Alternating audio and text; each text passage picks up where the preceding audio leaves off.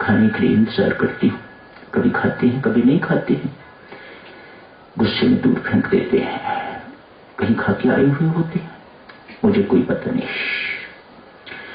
उनको ऐसी हालत में देख के तो मैं भी बाबरी हो जाती हूँ। मैं भी बोलती हूँ, मुझे भी बहुत गुस्सा होता है। मुझे क्रोधित देख के और क्रोधित होता है तो मेरी पिटाई शुरू कर देता है। ऐसी ही मेरी जिंदगी व्यतीत हो रही है। मेरे लाख समझाने पर भी मैं समझता नहीं। देवियों, एक अब सबसे प्रार्थना करता हूं, कभी पति के लिए ऐसा शब्द प्रयोग नहीं करना कि मैं अपने पति को बहुत समझा रही हूं। कोई पुरुष इसे पसंद नहीं कर सकेगा। ये शोभनीय भी नहीं है। एक नारी के लिए, पत्नी के लिए इस प्रकार का शब्द प्रयोग करना ठीक नहीं।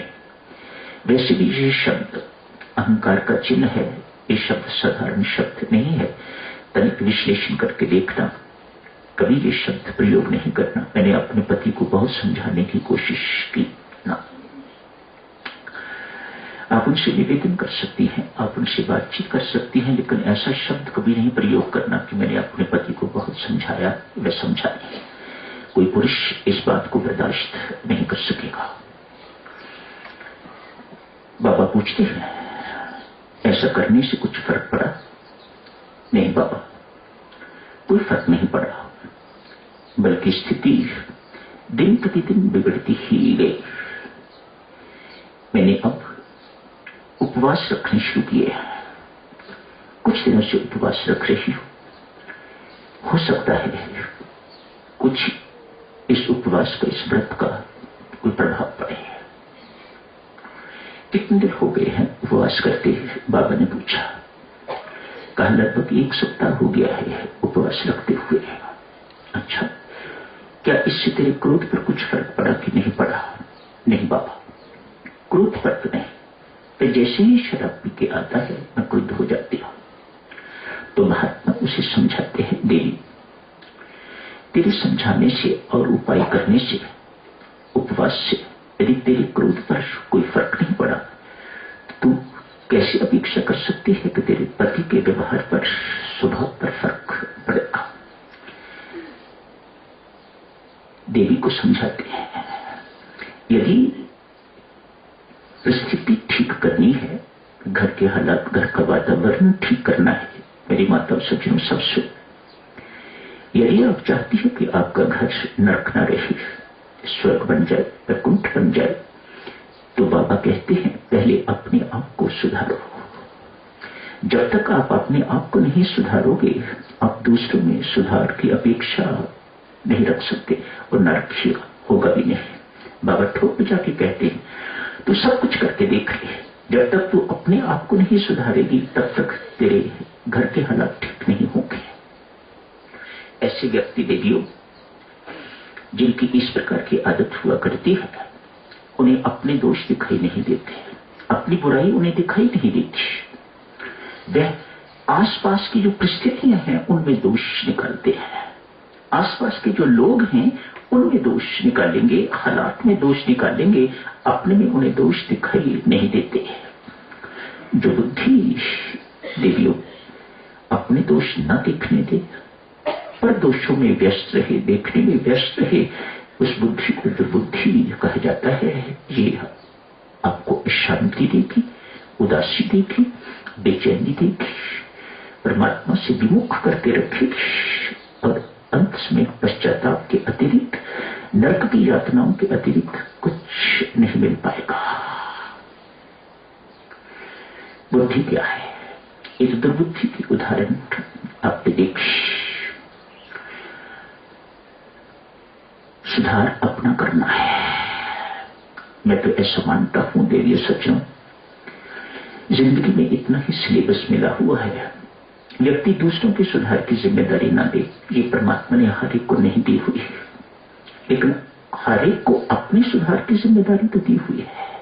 अपने आप को सुधारो तो यूं समझ लीजिएगा कि आपका जिंदगी का जो सिलेबस है वह पूरा हो गया। आपके विचार शुद्ध होंगे, आपका व्यवहार शुद्ध होगा, आपका स्वभाव शुद्ध होगा, तो समझ लीजिएगा आपने बाजी मान ली। बच्चे लोगों, महिलाओं, बहुत टीवी नहीं देखनी, ये रोग है टीबी।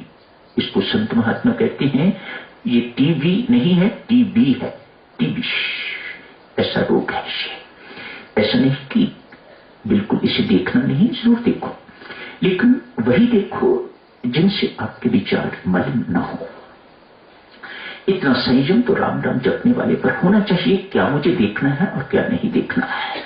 सारा दिन बच्चा टीवी के आगे बैठा रहेगा तो वह गंदगी भी देखेगा, कुछ एक आदि अच्छी चीज आएगी तो वह भी देखेगा, तो फिर गंदगी का प्रभाव जो मन पर पड़ता है वह तो सत्यानाश करके रहेगा, वह आपके विचारों को मलिन करके रहेगा, वह आप अपने विचारों को बहुत दूषित करके एक प्रदूषण का वातावरण आपके दिमाग में बन जाएगा। जितना मर्जी आप राम राम जप लो, ये इतनी जल्दी प्रदूषण ठीक नहीं होने वाला। इतने गहरे संस्कार हुआ करते हैं इन कुविचारों के, इन दुर्विचारों के। ये कोई अभी के नहीं है, ना जाने फिर कब के, जो सोए पड़े हुए होते हैं पिछले जन्मों के, वो भी जागृत हो जाते हैं आप लेके आए हुए होते हो तो। क्या मानो आपके अंदर इन दुर्विचारों का भंडार सा बन जाता है, फिर जाप क्या करेगा वहां पर, कितना जाप कर सकोगे आप एक जीवन में कि आपके दुर्विचार ठीक हो जाए। अतएव संयम रखो देवियों, क्या देखना है मुझे, कितना देखना है, क्या नहीं देखना, बस बुद्धिमत्ता क्या है। ऐसा क्षण एक राजा के 3 पुत्र हैं, एक को उत्तराधिकारी वे चुनना चाहता है। प्रथा के अनुसार ज्येष्ठ पुत्र को उत्तराधिकारी बनना चाहिए, लेकिन राजा के मन में कुछ और है, मैं योग्य को उत्तराधिकारी बनाऊंगा, ज्येष्ठ को नहीं। ज्येष्ठ नालायक भी हो सकता है, बड़ा नालायक हो सकता है, वह मेरा उत्तराधिकारी बनने योग्य नहीं है। खोज शुरू कर दी, किसी संत महात्मा से संपर्क किया, उनसे पूछा, बाबा मेरी समस्या है ये, मेरे 3 पुत्र हैं, मैं एक को उत्तराधिकारी बनाना चाहता हूं, कैसे चुनाव करूं। युक्ति बताते हैं संत महात्मा राजा को युक्ति बताते हैं और उसके अनुसार राजा 3 पुत्रों को बुला के कहता है, भाई ये 100 रुपया लो। उस वक्त की बात होगी जब 100 रुपया काफी होता होगा, ये 100 रुपया लो। आप तीनों के अपने अपने महल हैं, 100 रुपये की ऐसी सामग्री खरीदो कि आपका सारा का सारा महल भर जाए।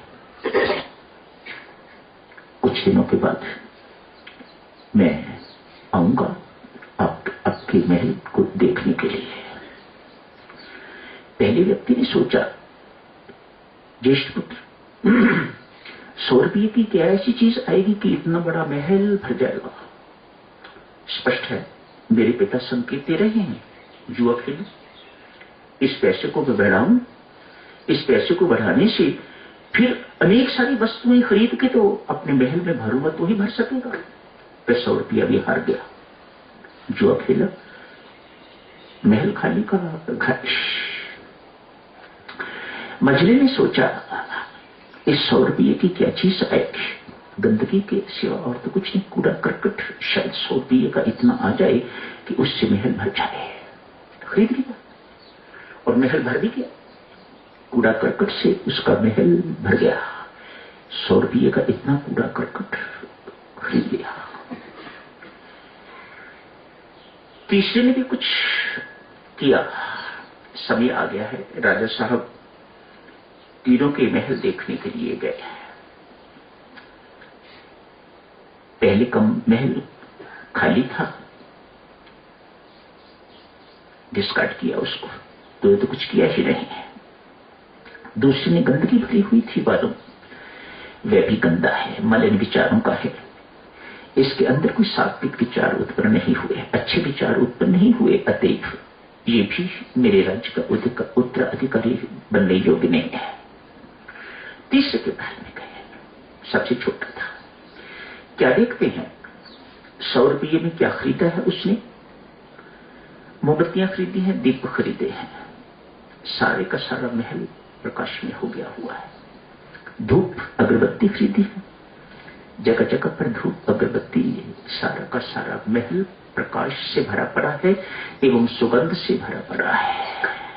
तू ही है बेटा मेरे राज्य का उत्तराधिकारी। ये बुद्धिमता है, ये बुद्धि योग नहीं है, ये बुद्धिमता है, वर्ल्डली वाइज। बुद्धिमता अर्थात वर्ल्डली वाइज। एक राज्य पाने के लिए उसकी बुद्धि ने इस प्रकार से काम किया। कल आपसे अर्ज की जा रही थी, गीता जी के 30वें अध्याय में भगवान ने शब्द प्रयोग किया है यज्ञार्थ कर्म करने के लिए।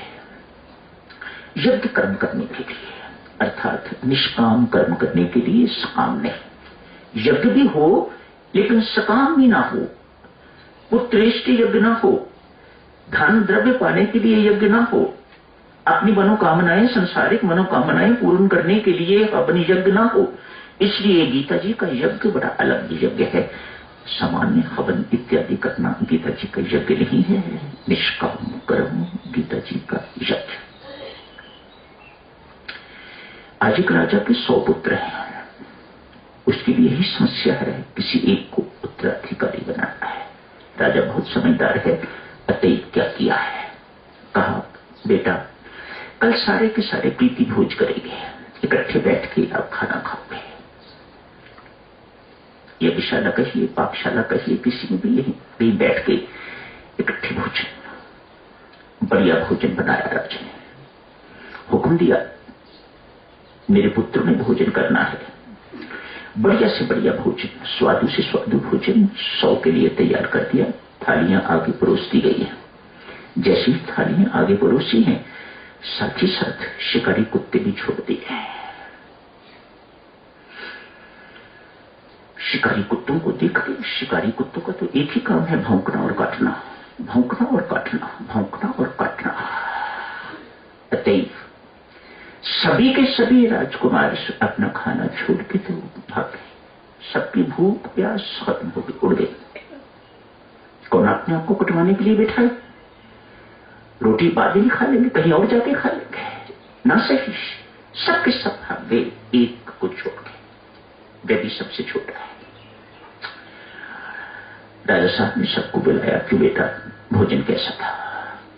कहा हमने तो खाई नहीं, भूखे उठे। क्या बात? राजा साहब थालियां आगे रखते ही शिकारी कुत्ते आ गए। वह हमारी तरफ भागते भागते आ रहे थे, इतने कुत्ते थे उन्हें संभालना मुश्किल। मानो वे काटेंगे हमें, खाएंगे हमें। तो हमने खाना छोड़ के भागने का ही सोचा और हम सब भाग गए। पिताश्री मैंने खाना खाया है, सबसे छोटा बेटा। मूर्ख कहेगा, पागल है क्या? क्या तुम्हें डर नहीं था कि कुत्ते काटते? नहीं। फिर क्या किया तूने? कहा पिताश्री जैसे कि कुत्ते मेरे सामने आते थे, मैं एक ग्रास उठाता था, आपकी रोटी तोड़ता था, पूरी जो कुछ बनाई हुई थी उनके आगे फेंक देता था, कुत्ता खा के भाग जाता था, चला जाता था। मैंने आराम से खाना खाया। पिताश्री, वह छोटा बालक कहता है, पिताश्री जो दूसरों की भूख मिटाना जानता है वह कभी भूखा नहीं रह सकता। जो दूसरों को सुख देना जानता है वह कभी दुखी नहीं रह सकता। जो दूसरों को देना जानता है, परमात्मा उसके पास कभी घाटा नहीं पड़ने देता। शाबाश बेटा, ये यज्ञार्थ कर्म है, ये निष्काम कर्म है। इसे गीता जी यज्ञार्थ कर्म कहते हैं। राजा साहब ने उस छोटे राजकुमार को अपना उत्तराधिकारी घोषित कर दिया। प्रिय सज्जनों, सुख चाहते हो तो उसे बांटना सीखो। परमात्मा आपको बहुत देगा। प्रेम बांटने की चीज, सुख भी बांटने की चीज। जितना प्रेम बांटो परमात्मा उतना आपको प्रेम और देता है, माला माल कर देता है। दुख बांट के तो आप सोचो कि आपको सुख कभी मिल जाएगा, तो ये भ्रांति है देवियों, ये कभी नहीं होता। परमात्मा का ऐसा विधान नहीं है। सुख चाहते हो तो सुख बांटो। फिर दुख बांटने पर आप सुख की उम्मीद करो तो ये कभी हो नहीं सकता। ये परमात्मा का विधान बड़ा अटल है, अटूट है। तो यही समाप्त करने की इजाजत दीजिएगा। धन्यवाद।